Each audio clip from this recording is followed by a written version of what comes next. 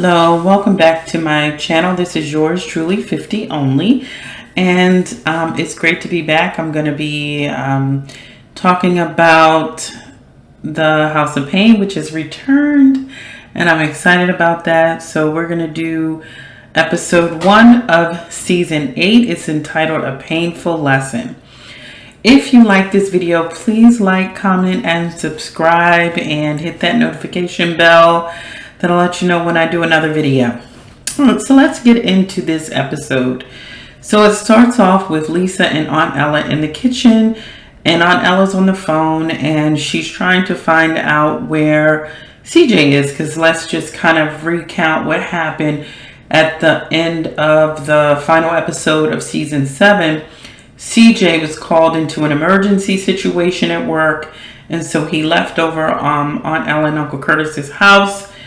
And we find out from Malik in that episode that he was in some type of accident. So fast forward to this episode, they are trying to find out where he is. So they're on the phone, Aunt Ella's on the phone, and they're like trying to make sure that they kept saying something about the 10th floor, which I don't really understand. So anyway, in comes Uncle Curtis into the front door, and they're like asking him, where is CJ? Where is CJ? And they're asking him, like, is he in the burn unit? Please tell me he's not in ICU. And, he's like, no, he's not even in the hospital. So he tells them that CJ ran into the building to save this guy, and they need to be really kind of proud of him because, nobody else did that. So he was giving CJ props for, just being brave enough to do that. So then we go to CJ and Janine's house. And then, Aunt Ella and Lisa are in the kitchen. They're trying to cook dinner for CJ. So then in comes CJ and Uncle Curtis. And then CJ's on crutches. He has this big back brace on. So he tells them that he sprained his neck and his back. So Lisa and Aunt Ella are there to kind of help take care of him.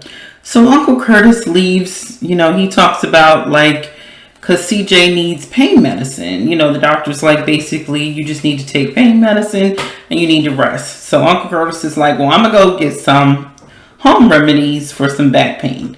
So he leaves, and then Lisa goes in the kitchen to get CJ something to drink. And then Aunt Ella sits down. And remember in the final episode, Aunt Ella was she was really different. She was just irritated and upset. And remember, she was scrutinizing CJ for allowing Lisa to live in his house, which I couldn't understand. So she sits down with him, and she was out of line. And remember, she also took the kids, the twins, and she took them to her house without letting anybody know. She didn't tell, because remember, Lisa and Malik were watching the twins, and they were arguing, and they didn't even notice that the twins were gone. But the point is, Aunt Ella took them without anybody knowing. So we get back to this episode, and I'm just recapping because it's been a minute. So when she sits down with CJ, she does apologize to him for taking the kids to her house without letting anybody know. And she called it a little tiff. And then CJ does accept her apology, and he also apologizes. Now, I personally don't feel like CJ needed to apologize. CJ was totally right. He was totally appropriate when he was talking to her in the final episode. He basically was letting her know, this is my house. And if this is what I'm going to allow, this is, he basically was like, I'm allowing her to stay here. I'm allowing my son's girlfriend to be in my house. So he basically laid down a law. So I don't feel like he really needed to apologize. So I'm not sure why he felt like he did. Maybe because it's Aunt Ella. So then we come back, and then Miranda is at the house. And she's in the kitchen helping cook. So as they're in the kitchen, Lisa's in there, and then Malik comes in. But for some reason, Lisa begins to talk about how she struggles trying to fit into the family and she feels like they don't really like her. So Malik tells Lisa, he's like, my family loves you, and then she started quoting Shakespeare. And Malik is looking at her like, why in the world are you quoting Shakespeare in the middle of this family conversation? Like, he looked at it like it was so out of context. And, she was saying that, you don't think I'm smart. You don't think that I know anything because I was a stripper. And I really like that she's standing up for herself. And I also like that she is showing that, there is more to her than just that exterior of, I was a stripper. Because people tend to judge her based off of what they see her doing, or they only see her in a superficial way. Like they don't think there's anything underneath what they see. And I think she was basically letting him know, this is the way I think your family sees me as well. They don't see anything under the surface. And to be honest, she's like, Malik, you don't either.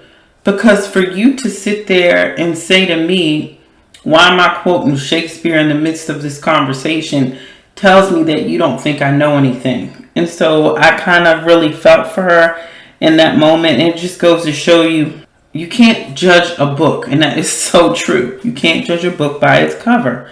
Because there's a book, when you open it up, there's so much more to it, But if you only look at the cover and judge it, then you have no idea what's inside. And I think, to her credit, Lisa really kind of laid it out there, and I'm glad she did. And I'm glad that they're developing her character.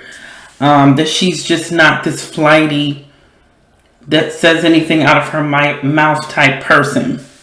So they're kind of arguing a little bit, and then Miranda, she kind of sits them down and she talks to them and she encourages them to basically come to a compromise and to be able to talk to one another.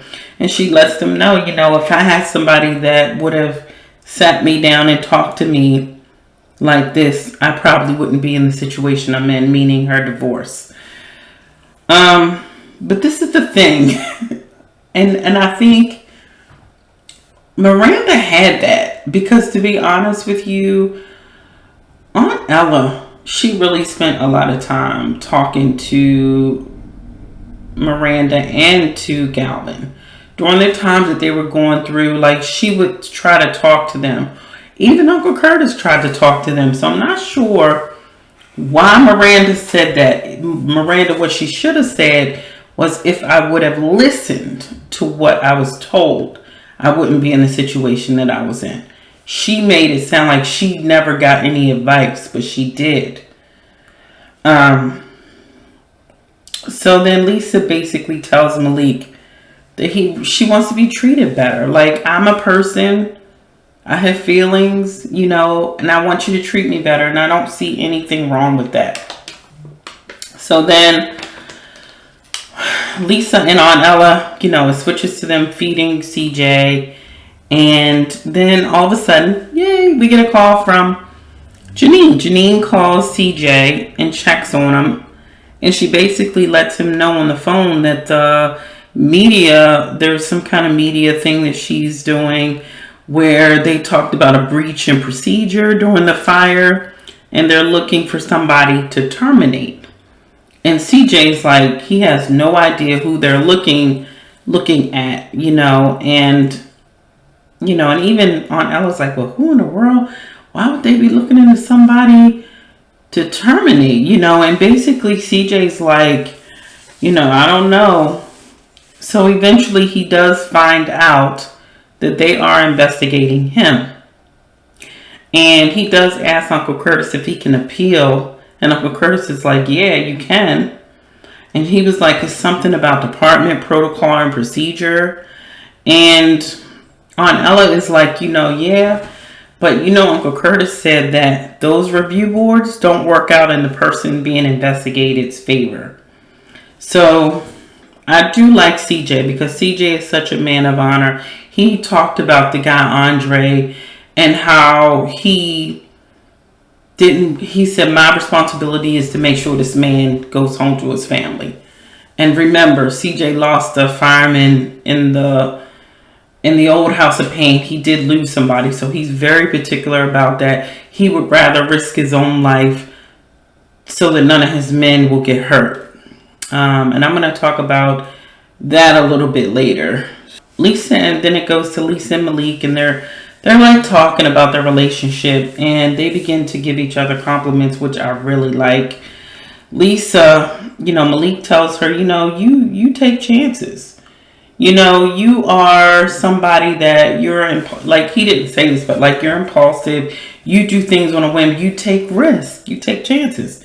And he said, I play it safe, basically. And she was like, you're normal. He was like, that doesn't sound like a compliment. And she said, no, but what I'm saying is that I need that in my life, And I'm not sure what their birthdays are. It's just interesting. I would like to know what their characters' birthdays are, because it would speak a lot about like how they work. And I'm not into this big astrology thing, but I just would wonder.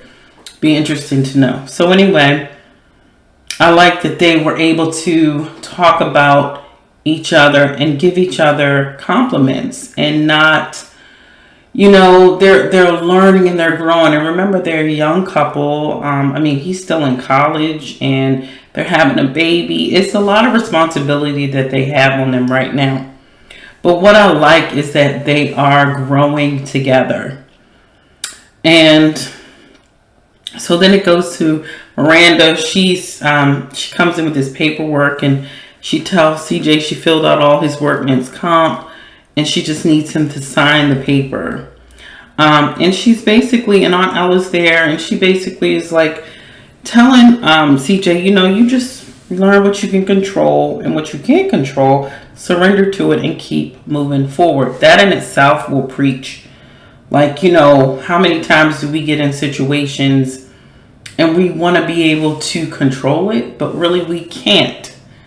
And it's hard. I know for me, I struggle with like wanting to know everything, wanting to know how things are going to turn out. And it took me a long time to get to the place where I'm even able to kind of like realize, okay, in this situation, there's nothing I can do about it. But what I can do is just keep moving forward and just continue on. And she even alluded to, Miranda was just even talking about praying about it. What else can he do? So that was really good advice. And so it ends with just Malik and Lisa doing this cute little thing, almost like a Romeo Juliet thing, where they're saying lines to each other. And then Malik gets on his knee, and she just easily says, I do. And he's like, wait a minute, I'm not, basically, I'm not asking you to marry me. And she was like, oh, don't play with me like that. I think they're really cute. And I like the way that they're developing their relationship. And what I keep going back to this because I can't negate it, or I can't leave it out.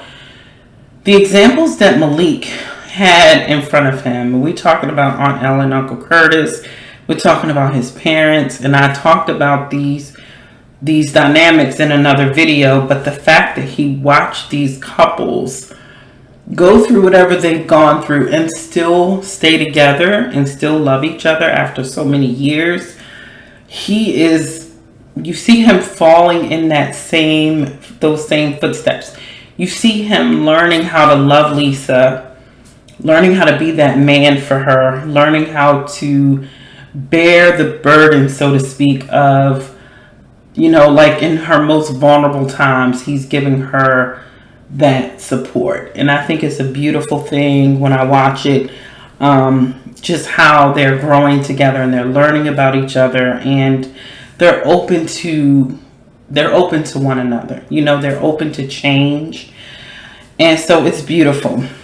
So overall, I just want to point out some things, what I think about the first episode and the fact that it's back on. I know that they have new writers on the show. I am always ride or die House of Payne. That's first and foremost. So I will say that I did enjoy the fact that the show came back on. It wasn't a whole lot of bantering back and forth like in the last season. Like they would say the same things over and over, or they would have those awkward pauses in the, in between lines. That kind of stuff I didn't hear. What I will say, with that being said, I noticed first and foremost that Aunt Ella looked different. And I'll say the actress Cassie Davis. I noticed that she looked different. It looked like her left eye was like almost shut closed. And it looked like her face was drooping. So I saw she did an interview on this show called The Culture, and she talked about what we saw on her face, and she has what's called Bell's palsy. And Bell's palsy is a condition where the muscles on one side of your face will weaken, and it causes your face to droop. It causes your cheek to droop. It causes your eye to droop. And it is something that is usually will go away on its own. And it is usually caused by, it could be caused by stress. It can be caused by the flu. It can be caused by a headache, or, it's just different things that can cause it. So that was one thing I noticed. But I will say this that really blessed me about her interview. What she said was, even though it's distracting, the bravery of her to make this season, knowing that she had this Bell's palsy and it's so obvious that you can see it, that she would get in front of millions of people and not be ashamed and be able to act through that, I thought was just so brave of her. So kudos to Cassie Davis for doing that. I mean, that should be an encouragement to anybody. Like you don't allow disabilities or things like that to stop you from doing what you love to do, And so I just celebrate her for that. The next thing that I noticed was there was no Janine. Even though Janine was mentioned like on the phone, I thought that it was a little kind of weird and awkward because CJ was a huge part of the show, and he was a huge part of this episode. And for him to get hurt, and we remember she was on the phone. She's the one that told Malik about the accident in the previous episode, the final episode in season 7. So it was just awkward to see CJ going through so much and her not being there. It just felt a little weird, like, because if you know from the past, Janine is always very, very present when her family has any kind of crisis. Like, she's there, and especially with CJ, she loves her husband. So I found that to be interesting. Now, the actress Demetria McKinney, who plays Janine on the House of Payne, what I did find out is that during the time I believe that they were filming House of Payne, she's also on a show called Motherland Fort Salem, which is filmed in Canada. And I believe at the time she was unavailable for the show. Also, she is on a show called A House Divided, which I believe she was just busy. I don't think her scheduling was conducive to the show. Like, she just couldn't be there. So, and that's why I'm so glad that the way they played it in the show was basically that she's still around. We just don't see her. It wasn't like they said, oh, Janine's gone away or whatever. They're just pretty much kind of putting little things in there to let you know that she's still around. So that's good. That means that they leave that door open for Demetria McKinney to return. And I don't want them to have a replacement for her, like another actress, because that just wouldn't work. So hopefully she will be back. Fingers crossed. The other thing I noticed was no Jasmine.